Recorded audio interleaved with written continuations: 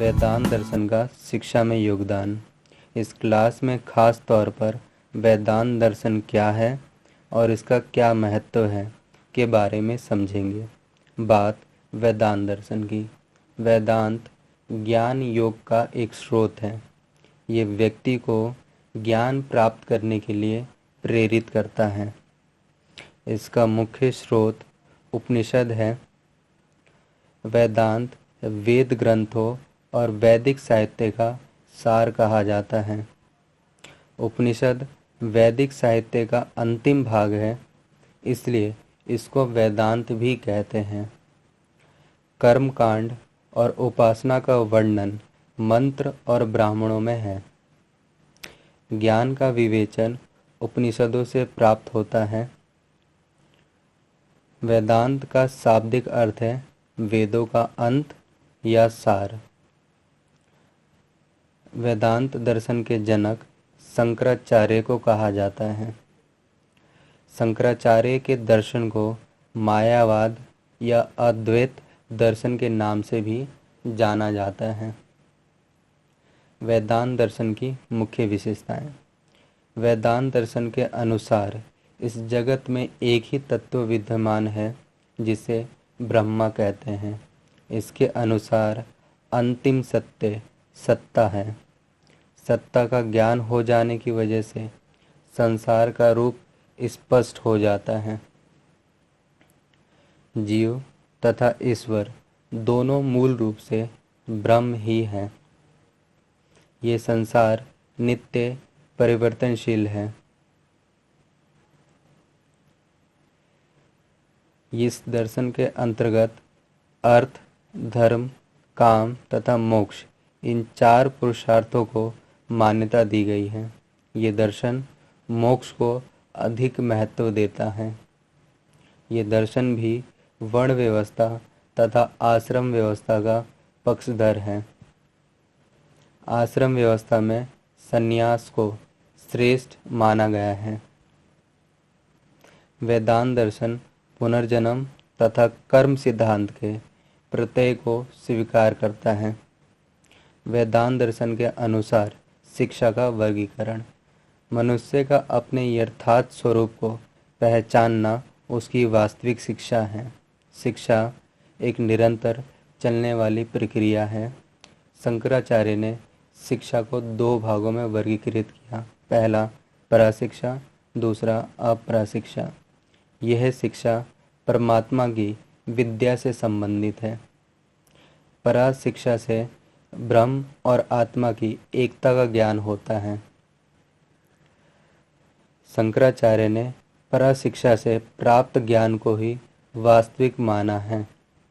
वेदांत शिक्षा का समस्त प्रयास इसी ज्ञान को प्राप्त करने के लिए है। इसी को समग्र ज्ञान कहा गया है, क्योंकि एकत्व समग्र ज्ञान से ही प्राप्त होता है। इसी को शंकराचार्य ने ब्रह्म विद्या भी कहा है। अपरा विद्या का विषय संसार है।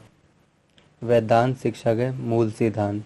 शिक्षा और ज्ञान का संबंध एक दूसरे के पूरक में है। शिक्षा मनुष्य के अज्ञान, शोक, मोह तथा क्रोध आदि दोषों का निवारण करती है।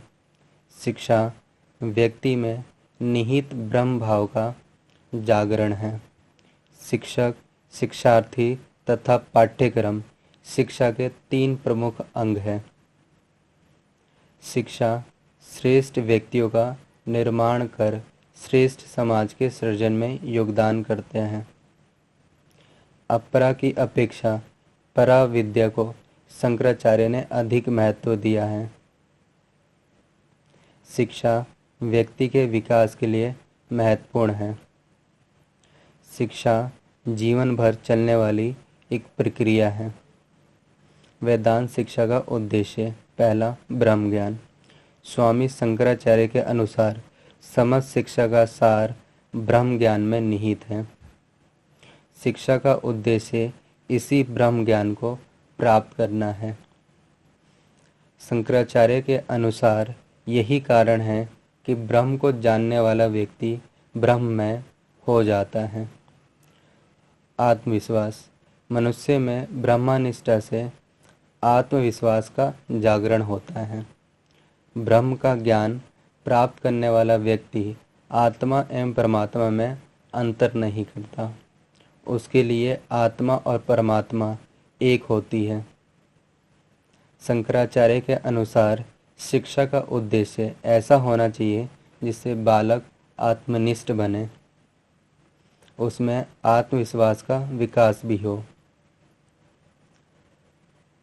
ब्रह्म एवं आत्मा में ऐक्य। आचार्य शंकर के अनुसार ब्रह्म और आत्मा का ऐक्य ही शिक्षा है। यही शिक्षा का परम उद्देश्य है। शंकर शिक्षा का उद्देश्य मानव समाज में ऐक्य की भावना का विकास करना है, आत्मचिंतन की प्रवृत्ति। शंकराचार्य शिक्षा में शिक्षक एवं छात्रों दोनों के लिए वैराग्य की नितांत जरूरी बताए हैं। उनके अनुसार शिक्षा का कार्य है कि व्यक्ति को वैराग्यशील बनाना, जिससे वो जीवन में संसारिक दुखों से मुक्ति पा सके। आचार्य शंकर के अनुसार शिक्षा का ऐसा उद्देश्य होना चाहिए जिससे व्यक्ति संयमी, वैराग्यशील तथा त्यागी होकर आत्मचिंतन में प्रवृत्त हो सके। व्यक्तिगत व सामाजिक विकास। आचार्य शंकर श्रेष्ठ व्यक्ति का निर्माण करना शिक्षा का प्रधान उद्देश्य मानते थे। उनके अनुसार शिक्षा ऐसी होनी चाहिए जिसके द्वारा व्यक्ति के व्यक्तित्व का विकास हो सके। उनके अनुसार सामाजिक उद्देश्यों की उद्भावना भी स्पष्ट होनी चाहिए। वेदांत दर्शन में शिक्षा की भूमिका। वेदांत शिक्षा में गुरु छात्र के अज्ञान का आवरण हटाता है, छात्रों के व्यक्तित्व का विकास करने में अहम भूमिका भी निभाता है। शिक्षक एक पथ प्रदर्शक होता है। शिक्षक के लिए शिक्षण एक धर्म है। वेदांत शिक्षा में गुरु की भूमिका अनिवार्य बताई गई है।